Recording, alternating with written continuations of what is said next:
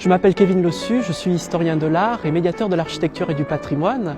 Je travaille depuis plus de 13 ans sur l'architecture et le patrimoine de Dax et je souhaiterais aujourd'hui vous faire découvrir quelques-unes des plus belles villas de cette station thermale.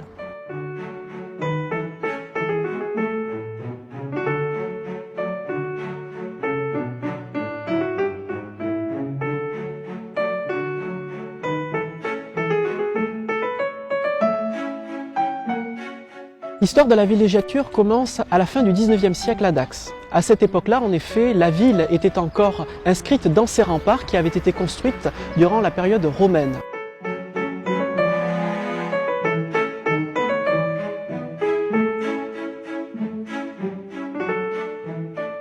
À partir de 1850, la ville va avoir l'autorisation du ministère de la Guerre de déclasser ses fortifications et ainsi de pouvoir lancer leur démolition. Cette démolition, elle va s'enchaîner de 1851 à 1876. En 1871, un événement important se produit, c'est l'ouverture des grands thermes. C'est à partir de ce moment-là que la ville de Dax va véritablement connaître la réputation thermale qu'elle a encore aujourd'hui. Et à cette époque-là, de nombreux curistes de distinction vont venir dans la cité, ce qui va avoir une incidence sur son architecture et son urbanisme.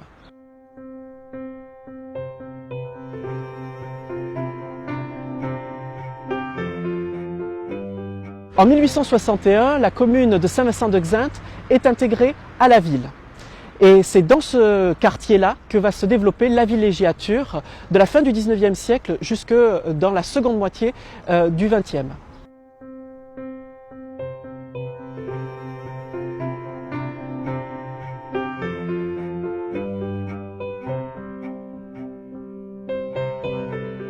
De grands travaux d'urbanisme vont être mis en place, notamment sous la municipalité de Raphaël Milliès-Lacroix, qui est à la fois maire de Dax, mais aussi qui sera ministre des colonies sous Clémenceau. Et l'idée, c'est d'envisager un grand dessin urbain dans lequel la ville et ses différents quartiers est connectée. L'idée, c'est de rattacher le quartier Saint-Vincent à celui de Saint-Pierre par la création d'une seconde enceinte de boulevards. Les boulevards, dans l'esprit parisien, ce sont ces grands axes de communication bordés d'arbres.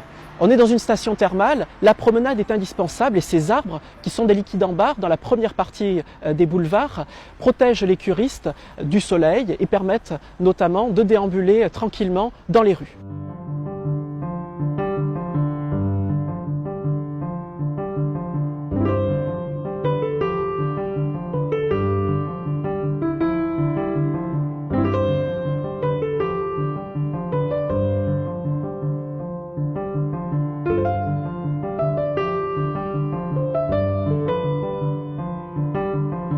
On a une façade de représentation, c'est la façade principale qui donne sur la rue. En effet, à l'époque, la rue Chanzy était un axe de passage très important. C'était la seule rue qui permettait d'aller à l'établissement et au grand hôtel des Baigneaux, qui était, avec l'hôtel des Thermes, le deuxième établissement thermal de prestige de la ville.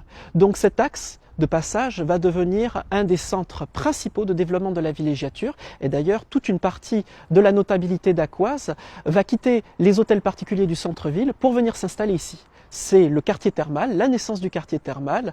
Nous avons ici tout un ensemble de professions libérales qui sont représentées, des notaires, des avocats, des agents d'assurance, des médecins surtout. Évidemment, c'est la nouvelle profession qui domine à Dax avec l'essor du thermalisme. Nous sommes à présent devant une remarquable maison d'esprit basque.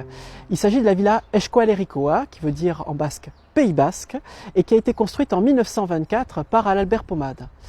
Alors Albert Pomade, c'est un des grands architectes de Dax. Il fait partie de la seconde génération de ces architectes qui vont totalement redessiner l'identité de la ville, notamment durant l'entre-deux-guerres.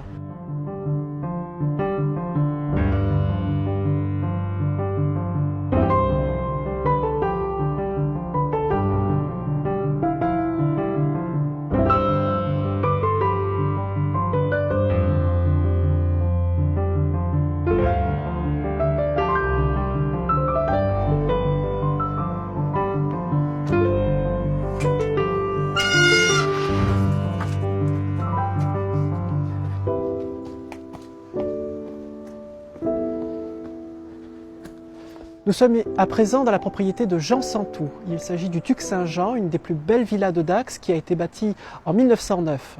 Alors cette maison, elle est singulière à plus d'un titre. Tout d'abord, elle n'est pas dans l'alignement des autres maisons du boulevard Carnot. Elle a été construite bien plus en hauteur, dans le prolongement de la rue Chanzy, sur un soubassement et un mur de soutènement tout à fait exceptionnel. C'est encore aujourd'hui l'une des plus hautes maisons de Dax. Elle présente aussi la particularité d'avoir plusieurs façades principales qui sont toutes percées de fenêtres. Alors si on se remet dans le contexte de l'époque, jusqu'en 1926, on payait un impôt sur les portes et les fenêtres. Donc il s'agit là d'une maison, une des plus exceptionnelles maisons de Dax.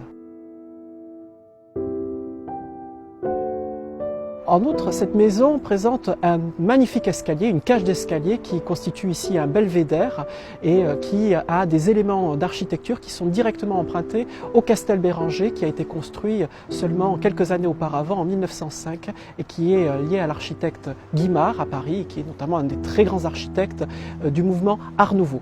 C'est à Dax l'une des seules maisons qui présente ces éléments Art Nouveau, notamment dans les carreaux de ciment, dans les ferronneries des balcons, mais aussi dans la décoration intérieure avec notamment de très beaux encadrements qui présentent cette fameuse ligne coup de fouet.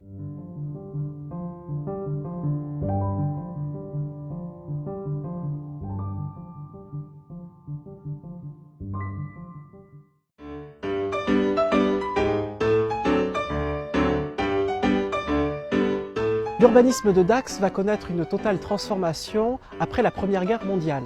En effet, tous les terrains qui n'ont pas été lotis avant 1914 resteront sans maison jusqu'au début des années 20. Dès lors, toutes les maisons qui n'étaient pas de style balnéaire avant 1914 le seront dans un style art déco et régional durant l'entre-deux-guerres. C'est le quartier de Cuyès qui va véritablement devenir à cette époque-là la vitrine d'une certaine manière de l'architecture dacquoise, et l'on va trouver sur le boulevard de Cuyès certaines des plus belles maisons de Dax et de la région. Nous sommes à présent dans la propriété d'Albert Pomade, la villa Chinita qui a été érigée en 1926.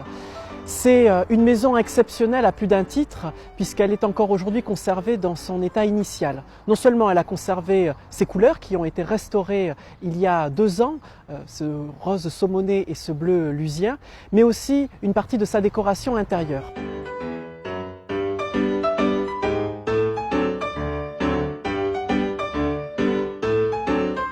Une personnalité très importante dans l'histoire de l'architecture dacquoise, mais aussi landaise et je dirais même régionale. Il était ami intime des frères Gomez, d'Henri Godbarge. Il partageait d'ailleurs avec lui, avec ses architectes même, un certain nombre de valeurs esthétiques. Et il a essayé avec ses confrères Prunetti, Le Gall, Fuji et Proer de mettre au point une architecture régionale, dacquoise, qui permettrait ainsi à cette localité d'exister au regard sur la scène artistique architecturale.